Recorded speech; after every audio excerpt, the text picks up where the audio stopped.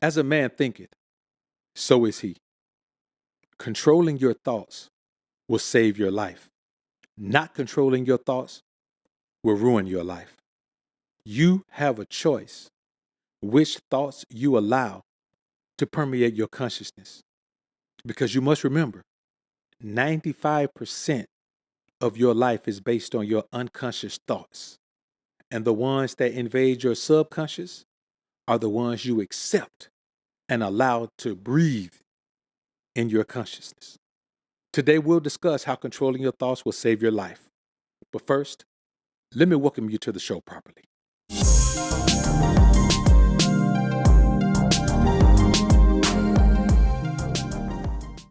All right, what's good, YouTube? Welcome to another episode of the King Ray Ray Show. I'm your host, Book of Alpharonomy, aka Doc BOA. We've heard the biblical scripture, as a man thinketh, so is he. But we overlook it, and we don't know how deep it resides in the psyche of human functionality. You can't do anything in life before it's a thought. No decisions happen before a thought happens. No indecision. Any consequence that you've dealt with in life, you can trace it all the way back to a thought that you had that influenced a decision that you made. Tell us the truth!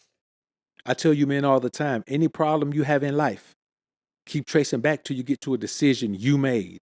But don't stop at the decision. Ask yourself why the decisions were made. What thought was the foundation of that decision? And that's the basis and the foundation of finding out how to control your thoughts. Because controlling your thoughts will save your life. Doubts and fears are what keep you on a hamster wheel. I was just having a conversation with someone earlier, and we were talking about relocation.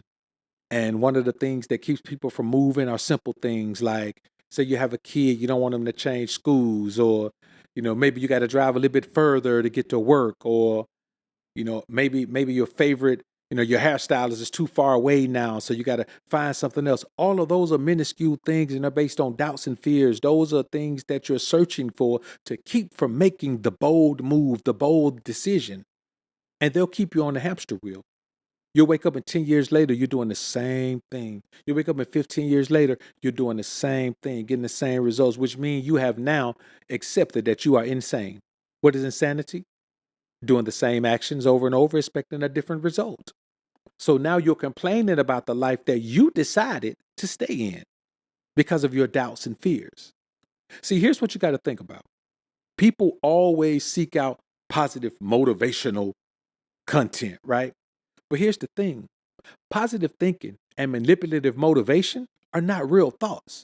Your thoughts emanate from within you based on your dreams, goals, aspirations, based on the things you want to accomplish in life.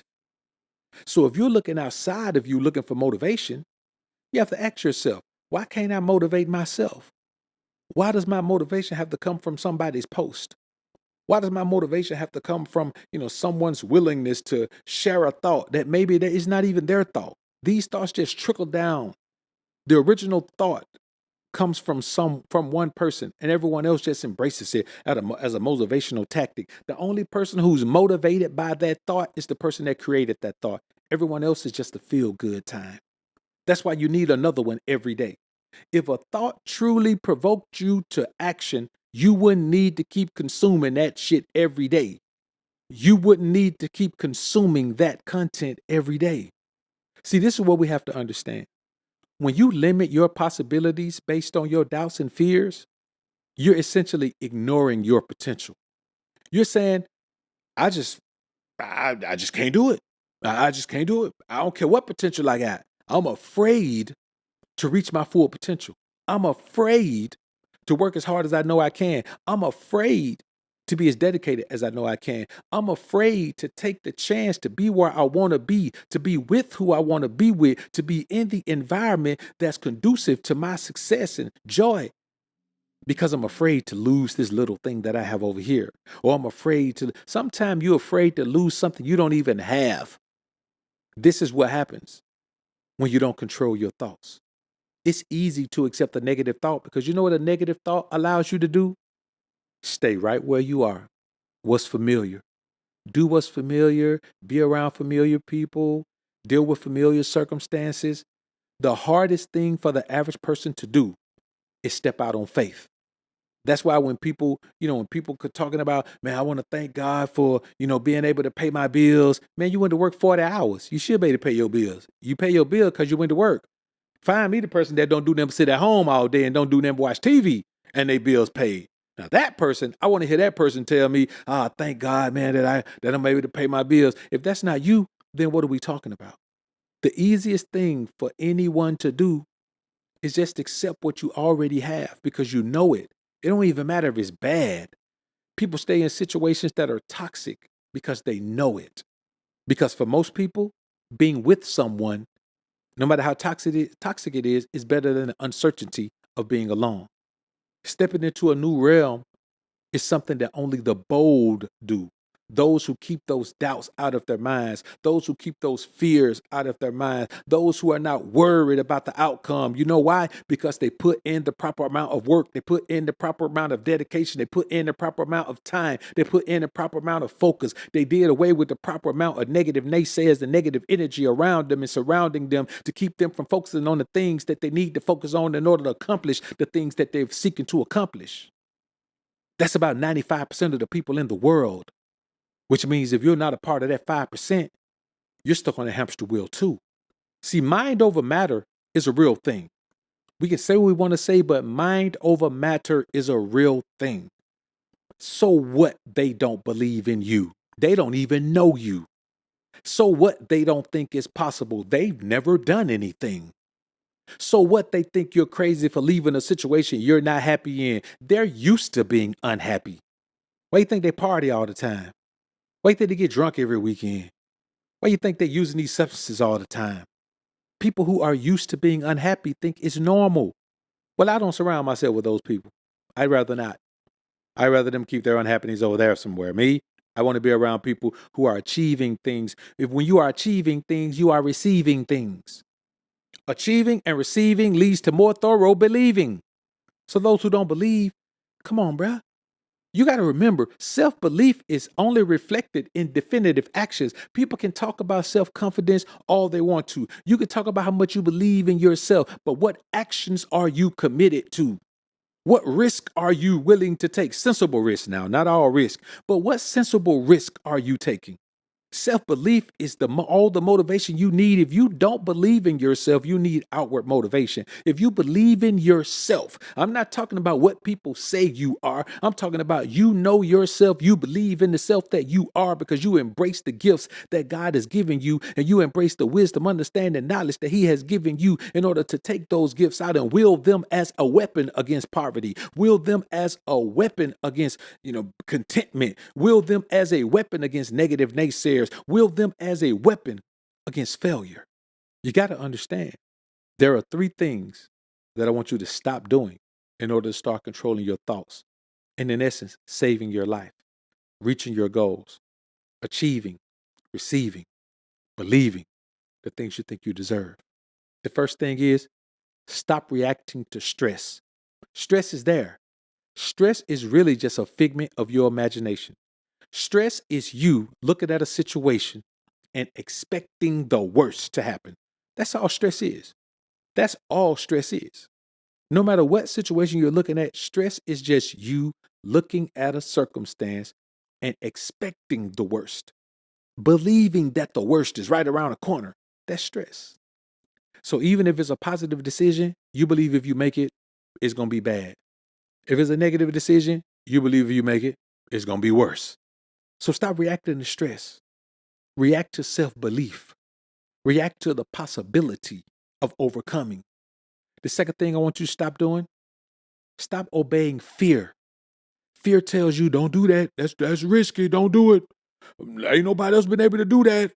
Fear tells you, that person just seemed like they good. You better beware. Be very, very careful. Fear tells you you only think you good enough. You only think you smart enough. You only think you real enough. You only think you talented enough. You only think you work hard enough. Don't believe it. You're going to fall flat on your face if you believe you're good enough. Stop obeying fear. Fear is dumb. The only fear you need is fear of the Lord. Fear of the Lord is the beginning of wisdom.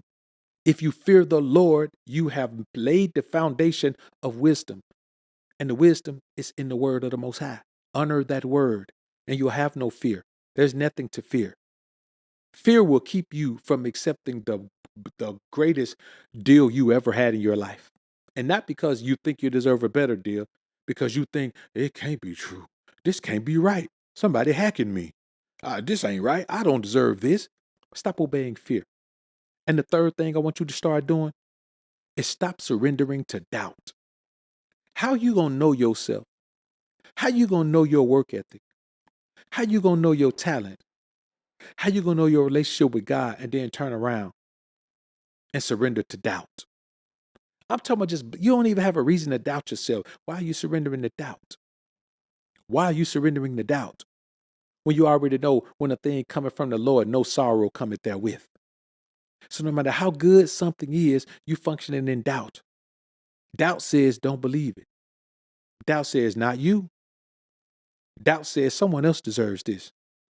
Doubt said they're only helping you because some negative reason.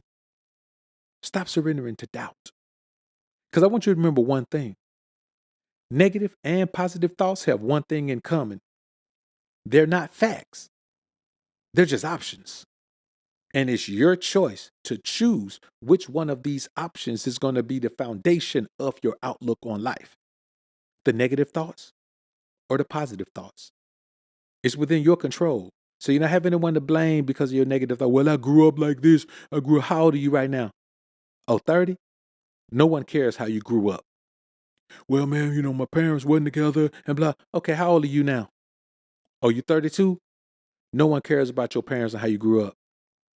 Well, man, nobody believed in me and my confidence was low. How old are you?